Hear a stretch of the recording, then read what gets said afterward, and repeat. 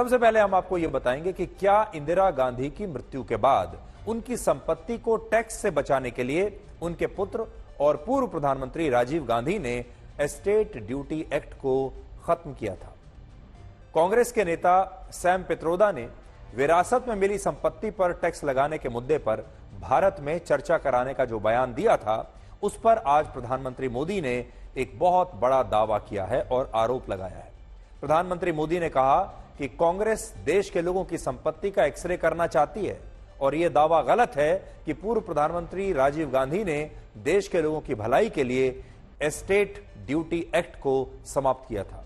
प्रधानमंत्री मोदी ने कहा कि वर्ष 1984 में इंदिरा गांधी की हत्या के बाद गांधी परिवार को विरासत में मिली उनकी संपत्ति पर एस्टेट ड्यूटी टैक्स लगाया जाना था और इसी टैक्स से बचने के लिए राजीव गांधी ने अपनी सरकार के पहले ही बजट में इस टैक्स से जुड़े तमाम प्रावधानों को समाप्त किया और इस तरह से उन्होंने इंदिरा गांधी की संपत्ति को विरासत टैक्स से बचा लिया था।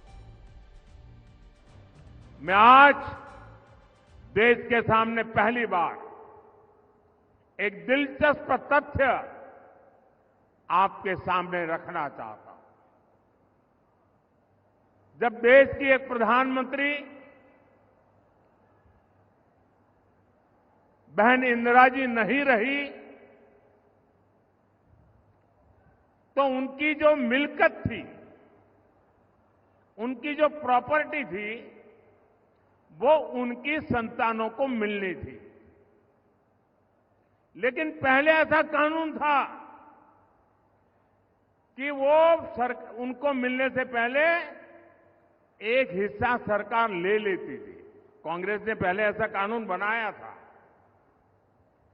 तब चर्चा थी और व्यापक रूप से चर्चा थी कि जब इंदिरा जी नहीं रही और उनके बेटे राजीव गांधी जी को ये प्रॉपर्टी मिलने की थी, लिख करके गई थी, तो अब सरकार को पैसा चला ना जाए, प्रॉपर्टी को बचाना था, तो इन्होंने क्या कर दिया, उस प्रॉपर्टी को बचाने के लिए अपनी माता इंदिरा गांधी से मिले हुए पैसों को बचाने के लिए उस समय के प्रधानमंत्री श्रीमान राजीव गांधी ने अपनी संपत्ति बचाने के लिए पहले जो इनहेरिटेंस कानून था उसको समाप्त किया और खुद के पैसे बचा लिए। खुद पर आई तो कानून हटा दिया और अब वहां मामला निपट गया। तो आज फिर सत्ता पाने के लालच में ये लोग वही कानून ज्यादा कड़ाई से वापस लाना चाहते हैं। बिना टैक्स के अपने परिवार की चार पीढ़ियों की अकूत धन दौलत हासिल करने के बाद अब ये लोग आप जैसे सामान्य मानवी की विरासत, आपकी मेहनत की कमाई, जो आपने अपने बच्चों के लिए बचत करके रखा है, उस पर टैक्स लगा करके आधी संपत्ति लूटना चाहते हैं। तो प्रधानमंत्री मोदी जो बात कह रहे हैं वो यही है कि विरासत में मिलने वाली संपत्ति पर टैक्स की वापसी होगी। क्या आने वाले समय में ये टैक्स वापस आ जाएगा और इससे भारत के हर परिवार पर असर पड़ेगा, क्योंकि परिवार में अगर मुखिया की मृत्यु हो जाती है, माता पिता में से किसी की अगर मृत्यु होती है, तो वो अपने परिवार के पीछे जो संपत्ति छोड़कर जाएगा उसमें सरकार एक बड़ा टैक्स लगाएगी और वो टैक्स उन सब लोगों से वसूला जाएगा। लेकिन उन्होंने आज इंदिरा गांधी के बारे में यह जिक्र किया क्योंकि वो अपने बच्चों के लिए अपनी संपत्ति छोड़कर गई थी और टैक्स से बचने के लिए राजीव गांधी की सरकार ने इस कानून को ही समाप्त कर दिया। तो आज मैं 2 मई 1985 को यूनाइटेड प्रेस इंटरनेशनल, ये एक अखबार है यूपीआई, यूनाइटेड प्रेस इंटरनेशनल में छपे एक लेख की कॉपी अपने साथ लाया हूं और इसमें स्पष्ट रूप से यह लिखा है कि एस्टेट ड्यूटी एक्ट के समाप्त होने से इंदिरा गांधी से उनके परिवार को विरासत में मिली संपत्ति पर अब कोई टैक्स नहीं लगेगा। इस लेख के मुताबिक इंदिरा गांधी के पास कुल मिलाकर 1,75,000 यूएस डॉलर्स यानी लगभग 20 लाख रुपए की संपत्ति थी। 20 लाख रुपए उस जमाने में। और इस संपत्ति के बंटवारे को लेकर उन्होंने अपनी हत्या से 3 साल पहले ही वर्ष 1981 में अपनी एक विल बनवाकर दिल्ली हाईकोर्ट में दायर की थी, जिसे मई 1985 में सार्वजनिक किया गया। इस वसीयत में इंदिरा गांधी ने अपनी लगभग 20 लाख रुपए की संपत्ति, जिसमें एक फार्म हाउस था, कुछ सोना था, घड़ियां थीं, एक कार और कुछ कृषि भूमि थी, उसे उन्होंने अपने ग्रैंड चिल्ड्रन यानी राहुल गांधी, प्रियंका गांधी और वरुण गांधी के बीच बराबर बांटने की घोषणा की थी। तो देखिए, उनके 3 पोते पोतियां थे, राहुल गांधी, प्रियंका और वरुण गांधी, और उन तीनों में वो अपनी इस वसीयत के मुताबिक तीनों में अपनी संपत्ति को बराबर बांट कर गई। और इसी वसीयत को मई 1985 में अदालत में सुनवाई के बाद सार्वजनिक किया गया। अब 1985 मतलब जब उनके पुत्र राजीव गांधी प्रधानमंत्री बन चुके थे, यानी एस्टेट ड्यूटी एक्ट के समाप्त होने के 2 महीने के बाद इंदिरा गांधी की संपत्ति सार्वजनिक हुई। और इस लेख में स्पष्ट रूप से लिखा था कि यह कानून 1 अप्रैल 1985 से निष्क्रिय हो गया है, इसलिए इंदिरा गांधी की संपत्ति पर अब कोई टैक्स नहीं लगेगा। थोड़ा सा पढ़ के भी आपको बता देता हूं। इसकी हेडलाइन कहती है, Indira Gandhi left estate to her grandchildren, और लिखा है, slain prime minister Indira Gandhi's will was made public on Thursday and showed that she left her entire estate valued at about US dollars 1,75,000 to her 3 grandchildren। और आखिर में इसमें यह भी लिखा है, under a finance bill that took effect on April 1st, all death duties in India have been abolished and no inheritance tax will be assessed on the Gandhi estate। तो ये भी कहते हैं कि ये कानून क्योंकि 1 अप्रैल को समाप्त कर दिया गया है, इसलिए अब इस पर कोई टैक्स नहीं लगेगा, गांधी परिवार को कोई टैक्स नहीं देना पड़ेगा। आज बड़ा सवाल यह है कि जब यह टैक्स वर्ष 1953 में पंडित जवाहरलाल नेहरू की सरकार के जमाने से ही हमारे देश में लागू था, तो इसे इंदिरा गांधी की मृत्यु के बाद ही वर्ष 1985 में क्यों समाप्त किया गया? टाइमिंग अगर आप देखें तो बहुत सारी चीजें तो टाइमिंग से समझ में आ जाती है। 1984 में इंदिरा गांधी की मृत्यु होती है और अगले ही साल उनकी वसीयत के सार्वजनिक होने के समय पहले इस कानून को हटा लिया जाता है। उस समय के अखबारोरों में छपे कई लेखों में यह बताया गया कि इंदिरा गांधी के पास ज्यादा संपत्ति नहीं थी, और अगर इतनी कम संपत्ति पर भी 15 से 55% के बीच टैक्स लगता तो इस संपत्ति में राहुल गांधी, प्रियंका और वरुण गांधी के लिए कुछ बचता ही नहीं, इतना टैक्स चला जाता। और आरोप है कि इसीलिए राजीव गांधी ने अपनी सरकार बनते ही पहले बजट में सबसे पहले इस कानून को समाप्त किया और इंदिरा गांधी की संपत्ति पर इस टैक्स को लागू होने से बचा लिया। हालांकि कांग्रेस का कहना है कि यह आरोप पूरी तरह से गलत है। अब आपको बताते हैं कांग्रेस क्या कह रही है। कांग्रेस का पक्ष यह है कि उस समय के वित्त मंत्री वीपी सिंह के बजट भाषण को कांग्रेस ने पढ़ा और पढ़कर यह बताया कि इस टैक्स का इंदिरा गांधी की संपत्ति से कोई संबंध नहीं था, क्योंकि इस बजट भाषण में वीपी सिंह ने यह कहा था कि वो 16 मार्च 1985 या उसके बाद होने वाली मौतों पर इस टैक्स को समाप्त करने का प्रस्ताव रखते हैं, जबकि इंदिरा गांधी की हत्या तो 31 अक्टूबर 1984 को ही हो चुकी थी। साफ भाषा में कह देना चाहता हूं, विरासत कर हमारे एजेंडा में नहीं है, और जो कोई कहता है कि हम विरासत कर लाएंगे, ये बिल्कुल गलत है। जब हम आईटी की बात करते हैं, आईटी माने इनकम इंफॉर्मेशन टेक्नोलॉजी, आईटी माने इनकम टैक्स, आईटी माने इनहेरिटेंस टैक्स नहीं। ये तो बीजेपी का एजेंडा था। जब जयंत सिन्हा राज्य मंत्री थे वित्त मंत्रालय में, अरुण जेटली ने और सारे नेता और बुद्धिजीवियों ने इसकी वकालत की, पर हो नहीं पाया। और आज प्रधानमंत्री वो आरोप हम पर लगा रहे हैं। आज हमारे देश में दो शब्द बहुत ट्रेंड कर रहे हैं और ये शब्द हैं नामदार और कामदार। कल 53 वर्ष के राहुल गांधी ने अपने से 20 वर्ष बड़े 73 वर्ष के भारत के प्रधानमंत्री नरेंद्र मोदी के लिए ऐसे शब्दों का प्रयोग किया जिन पर काफी विवाद हो रहा है। और आज प्रधानमंत्री मोदी ने कहा है कि उन्हें कुछ नेता इसी तरह से ठोकर मारते आए हैं और क्योंकि वो कामदार हैं इसलिए नामदार उनका अपमान पहले भी करते आए हैं। उन्होंने कहा है कि राहुल गांधी जैसे जो नेता हैं ये तो नामदार हैं और प्रधानमंत्री मोदी कामदार हैं और नामदारों ने तो हमेशा से ही कामदारों का ऐसे ही अपमान किया है। तो अब हम आपको राहुल गांधी का वो बयान और फिर उस पर प्रधानमंत्री मोदी का जवाब एक साथ सुनवाएंगे। और आपसे पहले हम ये कहेंगे कि राहुल गांधी का बयान सुनने से पहले आप उनकी भाषा पर थोड़ी नजर डालिएगा, भाषा को ध्यान से सुनिएगा और फिर सोचिएगा कि क्या आप इस तरह की भाषा को पसंद करेंगे। जैसे ही मैंने ये देश के एक्सरे की बात की, वो नरेंद्र मोदी कांपने लग गया। जैसे ही मैंने, उसकी आदत है, जैसे उसको डर लगता है ना, वो झूठ बोलना शुरू कर देता है। जैसे ही उसको डर लगता है वो कभी पाकिस्तान की बात करेगा, कभी चाइना की बात करेगा। तो एक के बाद एक, एक के बाद एक, एक के बाद एक झूठ बोल रहा है, मगर इस बार नहीं निकल पाएगा। कांग्रेस के शहजादे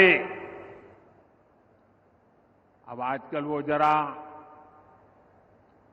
इतने चिंतित है कि आए दिन उनको मोदी का अपमान करने में मजा आता है। मोदी के लिए भला बुरा कहना उनको मजा आ रहा है। कुछ लोग बहुत दुखी हो जाते हैं कि मोदी जी को ऐसा क्यों बोला, देश के प्रधानमंत्री के लिए ऐसी भाषा का क्यों प्रयोग किया, देश के प्रधानमंत्री को कभी कोई ऐसा बोलता है क्या। मेरी सबसे विनती है कि कृपा करके आप दुखी मत होइए, आप गुस्सा मत कीजिए। आपको पता है वे नामदार है, हम तो कामदार हैं। और नामदार तो कामदार को सदियों से ऐसे ही गाली गलौज करते आए हुए हैं, ऐसे ही ठोकर मारते आए हुए। तो भाई मैं तो आप में से आता हूं, गरीबी से निकला हूं, अगर 5-50 गालियां पड़ जाएगी तो पड़ जाएगी, आप गुस्सा मत कीजिए।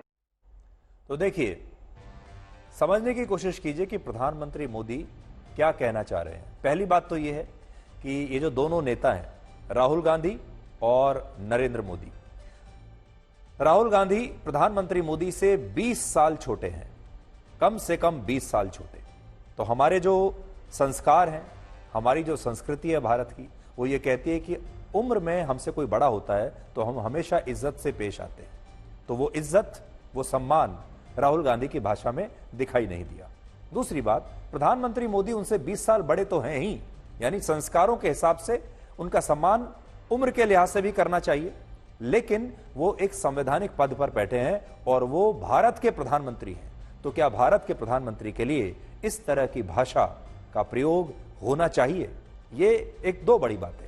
अब दोनों में अंतर समझिए। उम्र का अंतर तो है ही 20 साल का। एक बहुत बड़ा अंतर यह है कि राहुल गांधी की पिछली 3 पीढ़ियां भारत की प्रधानमंत्री रही हैं। उनके पिता भारत के प्रधानमंत्री रहे हैं, उनकी दादी भारत की प्रधानमंत्री रही हैं और फिर उनके नाना जवाहरलाल नेहरू भी भारत के प्रधानमंत्री रहे हैं। वो एक बहुत बड़े राजनीतिक खानदान से आते हैं जहां उन्होंने सत्ता की जो ताकत है उसे देखा है, विदेशों में पढ़ाई की है। दूसरी तरफ प्रधानमंत्री मोदी एक बहुत ही गरीब परिवार से आते हैं। वो स्टेशन पर चाय बेचा करते थे, बहुत गरीबी से संघर्ष करके यहां तक पहुंचे। और इन दोनों में ये एक फर्क माना जाएगा।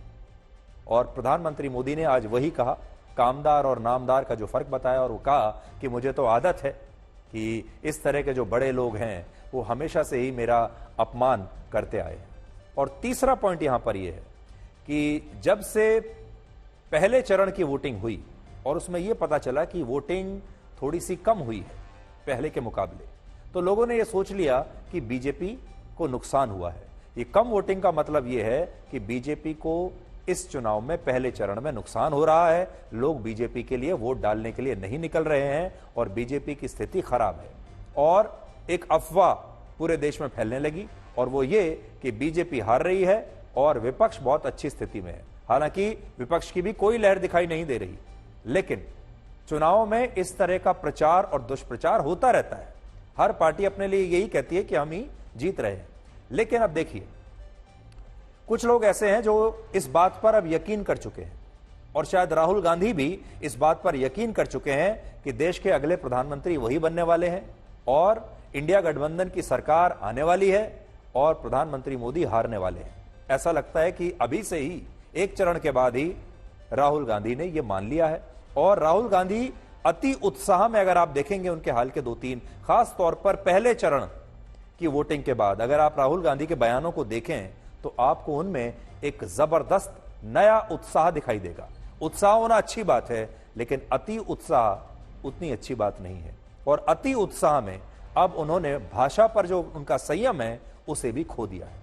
हम उनसे बस यही कहेंगे, हो सकता है वो जीत रहे हो सकता है वही प्रधानमंत्री बन रहे हो, इसमें कोई बड़ी बात नहीं है, लेकिन जीतने के बाद भी, प्रधानमंत्री बनने के बाद भी उन्हें सौम्यता बनाए रखनी चाहिए, तब भी उन्हें दूसरों का सम्मान करना चाहिए और तब भी उन्हें सभ्य भाषा का प्रयोग करना चाहिए। अगर वो जीत भी जाएं तो भी, अभी तो जीते नहीं हैं, अभी तो एक चरण का ही चुनाव हुआ है और उसी में राहुल गांधी इस तरह की भाषा पर उतर आए हैं। इसे हमारे देश में अक्सर कहा जाता है, ये तू तड़ाक की भाषा होती है, जिसमें लोगों को, अपने से बड़े लोगों को भी तू कहकर बुलाया जाता है, और ये सम्माननीय भाषा हमारे यहां नहीं मानी जाती। तो इसलिए हम यही कहेंगे कि राहुल गांधी को थोड़ा सा इंतजार करना चाहिए, 4 जून तक इंतजार कर लीजिए, फिर जब वो प्रधानमंत्री पद की ओथ लेंगे उसके बाद फिर वो ये सब कर सकते हैं। आज की एक और बड़ी खबर यह है कि बीजेपी और कांग्रेस ने प्रधानमंत्री मोदी और राहुल गांधी के बयानों को लेकर चुनाव आयोग को जो शिकायतें भेजी थी और कहा था कि यह हेट स्पीच है, अब उन शिकायतों पर चुनाव आयोग ने संज्ञान ले लिया है और चुनाव आयोग ने बीजेपी के अध्यक्ष जेपी नड्डा और कांग्रेस अध्यक्ष मल्लिकार्जुन खड़गे को एक नोटिस दिया है और उन्हें 29 अप्रैल को सुबह 11 बजे तक इस पर जवाब देने के लिए कहा है। कांग्रेस का आरोप है कि प्रधानमंत्री मोदी ने बांसवाड़ा की रैली में कांग्रेस पर लोगों की संपत्ति को घुसपैठियों में बांटने का जो आरोप लगाया था, वो बयान धर्म, जाति, समुदाय और भाषा के आधार पर नफरत और विभाजन पैदा करने वाला बयान था, यानी ये हेट स्पीच था।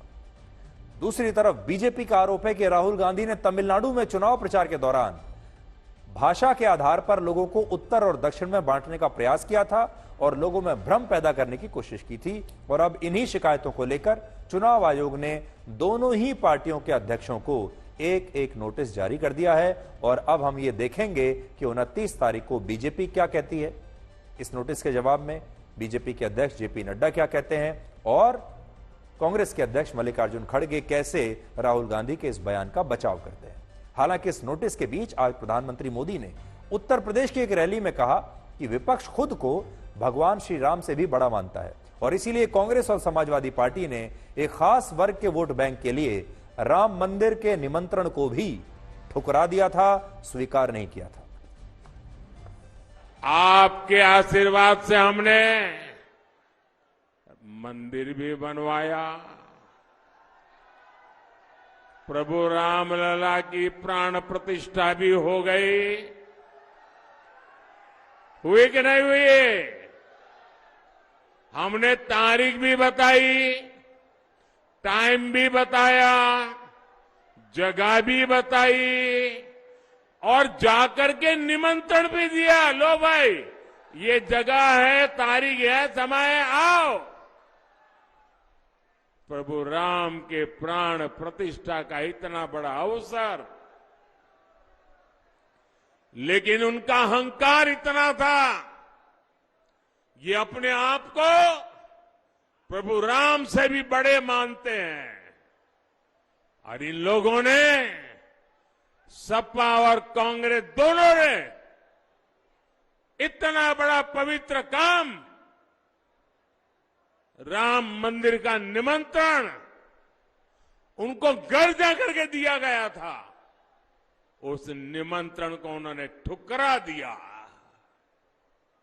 क्यों? एक ही गणित था कि अगर मंदिर के प्राण प्रतिष्ठा के निमंत्रण को स्वीकार किया तो उनका वोट बैंक नाराज हो जाएगा। राम ही नहीं, बल्कि इन्होंने हमारे श्याम को भी नहीं छोड़ा। आप जानते हैं कि हमारे भगवान श्री कृष्ण, उन्होंने प्राचीन द्वारका नगरी समुंदर के पास गुजरात में बनाई थी और वो वहीं आकर रहे थे। और पुरातत्वविदों का कहना है कि भगवान श्री कृष्ण वाली द्वारिका है, वो किसी जमाने में पानी में डूब गई, वो पानी के नीचे है। तो मैं बड़ी श्रद्धा के साथ समंदर में गया, बहुत नीचे गया, प्रभु श्री कृष्ण के उस द्वारिका के उन पत्थरों को स्पर्श करके आशीर्वाद लेने के लिए मैं वहां गया। लेकिन कांग्रेस के शाहजादे ने उसका भी मजाक उड़ाया। और मैं तो हैरान हूं, ये उत्तर प्रदेश में सपा के ठेकेदार जो खुद को यदुवंशी बताते हैं, जो यदुवंशी कहते हैं, ऐसे सपा के परिवारवादी वो भी ये श्री कृष्ण की मजा उड़ाने वालों ने, बेइज्जती करने वालों की आरती उतार रहे हैं। इससे बड़ा दुर्भाग्य क्या हो सकता है।